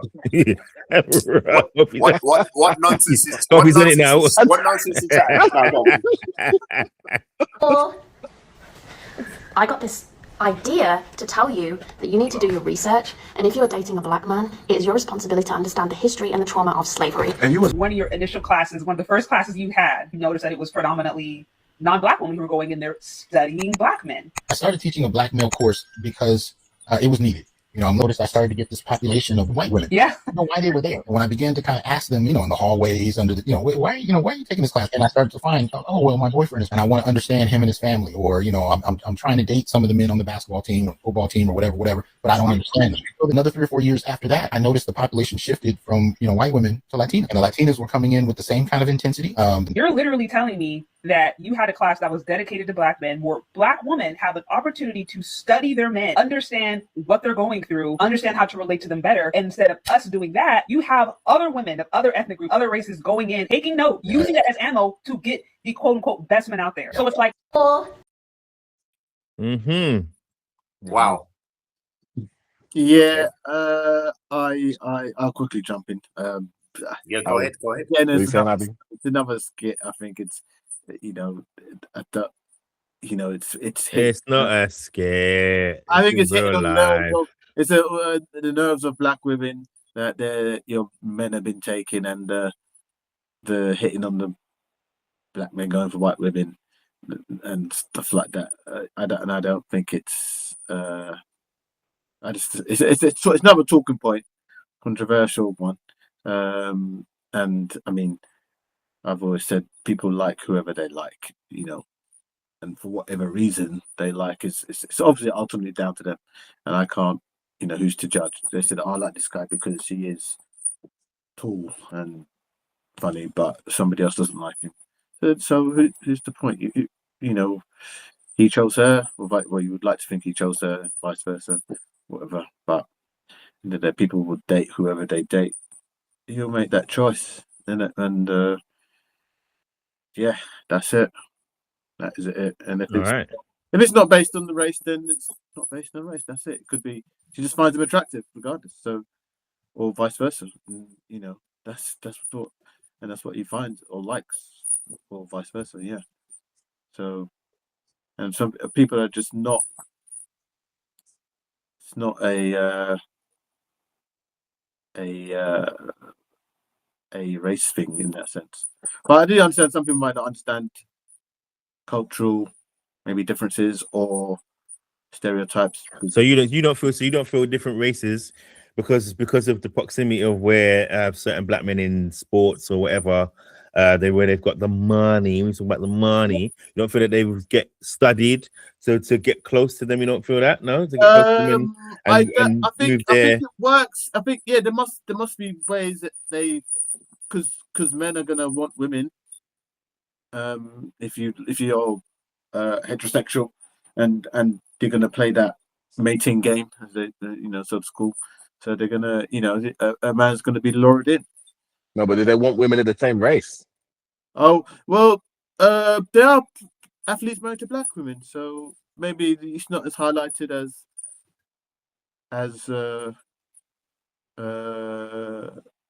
if you go basketball, if you go football, you get there must be, but there must be. There are black primarily in America, you get a lot of They are black, yeah. I mean, maybe I don't know.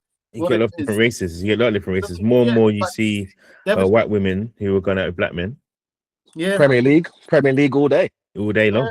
All day long. Yeah, I mean, But it's proximity. It's like with you. A lot of the time, a lot of the time, if you know a culture of black women don't always like football. So, for instance, the other side of it, they like football. The other ethnicities they like football more. So they get into those spaces and be able to talk to those boys and talk their language. You know what I'm saying? Yeah. Yeah. And same with basketball. Maybe they might just go a little bit more. The research is a bit more deeper. It's like the certain people who listen to like Bob Marley. They can tell you about all the way everything was, even how he created his records or whatever. Whereas a lot of people just like the music or just like the lyrics or like whatever. But some people, some denominations will be able to learn things in the granular level, like to break it down. You can't even how the hell, you know what I mean? Because they appreciate the culture, or they appreciate trying to get close to the culture. For me, this is a very, very strange one because first and foremost, I'll say I believe that this is true. So I don't think it's a sketch. This one, I can believe it. But I'll say this: I think from beginning of time, I don't think white women or Caucasian women need to study black men at all. I think they come down to a little bit like some people you like, that's one. But on the other hand, I understand why a course like this would be running. That makes sense, especially when it's got Latino women coming in there, what have you. But there's something for people who maybe want to understand the culture more, about black men and the history and stuff like that, So I can understand, but I think sometimes it comes down to there's this certain preference of some black men like they white women. You know what I mean? And some women, white women, like they black men. It is what it is. You know what I mean? I think like I said, this has happened like for a long, long time. Do you know what I mean? And you mentioned the football, like back 60s and 70s. You know what I mean? Like, when black football's coming up, black women, they don't really like, they ain't got time to be like going out in the cold weather to watch football games. I mean, white women will be there. You know what I mean? So that's how usually a lot of them get their, I guess, spouses or girlfriends. Well, I don't really get them at the matches, but they more get them at the clubs and just sure, and those clubs are kind of not super clubs, but they're clubs where there's going to be money, and it's almost like basically football players over there. They see some girls that they like, they say, "Yeah, I want that one." Bouncer goes and bring them over.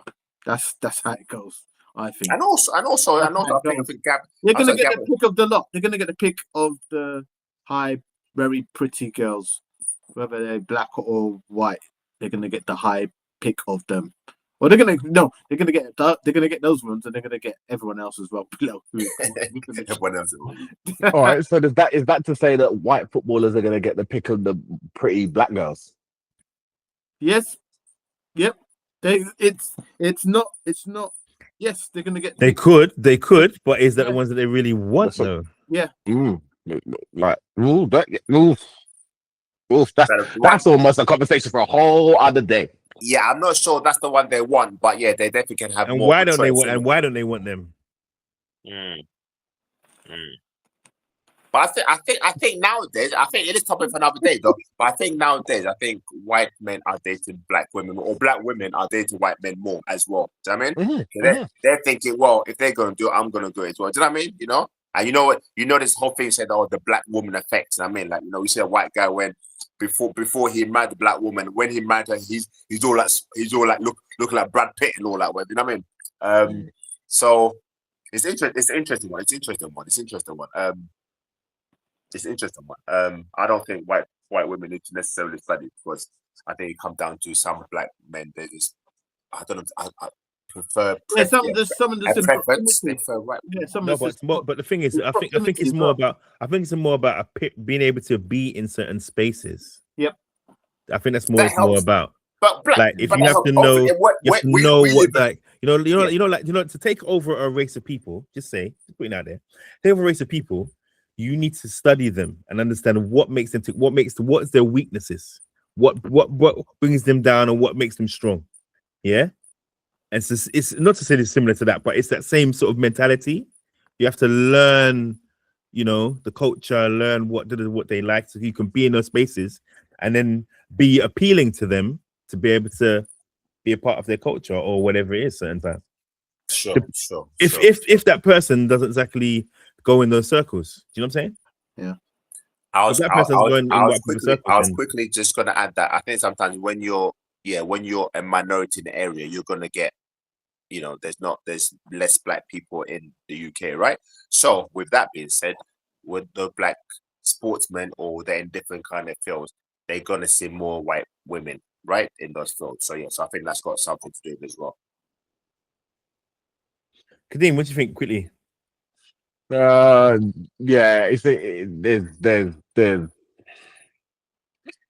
think it's an interesting one when you start spinning the directions that it could be. Like you say, are you as offended if it was to say that like Arab, Latina, and white women are going for black guys more so, or more interested in learning the history, and black women aren't? And because black women just believe, because they're of the same culture, that they're just there, it's unified, they don't not put no work in, they don't need to understand male trauma or black male trauma, they just think they're just there, it's just there. So that's like, is that's that a conversation right there. Why a conversation right there. So Kadeem, what you're saying, why the black women not going? Why are they not going to course, right? Why they're not going? Yeah, that's what I'm saying. Why are they not going? Why they not studying? Why they not studying? Yeah, they ain't got nothing to study. Kadeem's cooking tonight, boy. Yeah, I don't to study. So again, that's what I'm saying. He said, "Wrap up, boy." So yeah, that's that. Like again, if you think about like are black women putting in this kind of work to maintain their white relationships? Are they studying white history, Anglo-Saxon history, and all of this to understand how to? Are they getting eloquence lessons? You know what I'm saying? Though, are they doing finishing school and all of this? Yeah, to rub up in them circles. Again, that's what I'm saying. These are the conversations that we need to be having. Because the other day I had a conversation with a sister, and the sister said to me this, yeah? Sister said this. She said, you know why I find white men more appealing than black men? Yeah, it's because I'm into public displays of affection, yeah, and a black man will not hold my hand down the street, yeah, whereas a white man, from day one, grips me up. Is that a true thing, guys? Yeah, what you saying? Is that true? Yeah, I've heard that. I've heard that many times. Not in my case, but I can understand. Maybe some people don't. It's fun. I do see a lot of black couples. They don't really hold hands, to be fair, but that's interesting. Wow. That's crazy. Now when you're on the street, yeah, you're just looking at couples. Like, if you feel black ones and not holding hands. Really? What's going on here? What's going on? Is that no, seriously? Is that a true thing? Why are black women okay, listen, not get in the going comments, to that guys. class? Get in the comments. Let me know if that's a true thing, because this is something new to me. My mind is blown right now. I've heard of it, but like to hear it from a guy, that means it actually must be true. So, so tell me whether you think it's true or not that black men and black women do not hold hands. They don't have public displays of affection. Yeah, right. Public displays of affection. Like, I want to know. You're mute. True. Can you please let me know, man? Like, you know, flipping, like, share, subscribe, and comment. Please comment on this podcast. Please do. Blowing my mind. Kadeem's come with some bombs today. This show has been heavy. I like that question though. Why are black women not going to that course about black men? Why because they're black, they think, oh, I know the history already. No, you know, because they think I know a lot of them think they got us sewn up. That's what it is. They just every black man's the same. They don't even think everyone's different. Like, you look like it's football. You know what I mean? We don't need to do anything. And they're probably thinking the same for us. Why are we not studying? Why are we not going to school to study them? Why are those footballers choosing the other people? Other people. And the basketball players and us. Wow. But you know, the reasons are, which we're not going to talk about today, because that's another conversation. We'll go into that, and then Abi will get vexed because he wants to go. But so we're gonna wind up today, guys. Just in the GM Life Coach podcast. I hope if you enjoyed it as much as we have. That's what I'm saying. Like, these guys will say they want to do an hour, but look, we've gone longer than an hour, and we just get into stuff, we chew it up. See what I'm saying? So you just guys got to just read this thing, because you don't know you love it, bro. You know you love it. Yeah, Kof trying not to be here, but he knows he loves it. Make him held it up for the podcast last week, bro. Like, we did it ourselves. Yeah, we loved it. Right, Poetry Podcast is back next Wednesday. I'm debating whether we should chop up the two things, whether they should stay on this channel or whether we should have a dedicated channel for the poetry. I'm not quite sure, but I want to say thank you to everybody who's subscribed to the channel. We were at 153. We want to get to 170 is the next part we want to get to. So we're 17 away. Let's go. Come on. Let's go. So please share, like, and subscribe. Abi, do you want to say anything before we go? Yeah, much peace and love. You know, good conversation, good talks. You know, you can go for forever, but you know, it's going to keep going. This is what it's all about. Yeah. I'm gonna say something next time as well. Kofi. Yeah. Great show. Good to be back on again. Yeah, let's meet up next time. Peace and love, everybody. Yeah, man. And you forgot how much you loved it. Kadeem, let's go. Yeah, man. Good chop up today. Nice to sharpen the axe again in 26. Yeah, man. I'm here. It's. I hope you like what you heard, because it's just the beginning. Like I said, I'm gonna get controversial this year. I was shy today. So yeah, man. Man said he's shy, you know. Man said right. You know he's got more. Kadeem got more, boy. Right, man. Right. It was Kyle's birthday last week. So he's probably still mashed up because of that. But he says he wants to go and pop on a few more than he did last year. So, and hopefully my cousin, when he's well, you'll come on as well. So we'll chop up some more bits, because there's some more internet stuff that is madding up the thing in the background that we need to be talking about. For sure. And there's more government stuff we need to be talking about as well, in terms of the what's his name, Nigel Farage and everything there. So so we're gonna talk that. And your best friend Kemi Badenoch is also doing that thing as well, which he spoke about last week Saturday as well. Kemi. So listen, guys, this is GM Life Coach Podcast. Share, like, and subscribe, and comment, please. Like, it doesn't cost a thing to like. Please like, guys. Put your little thumbs up. Make sure you press the bell to get notified for every upload that we have, be it poetry or this main podcast. If you want to rewatch anything, just check out all our videos. And a peace out, guys. Take care, guys. Take care. Peace and love, man. Peace and love. GM, the Life Coach.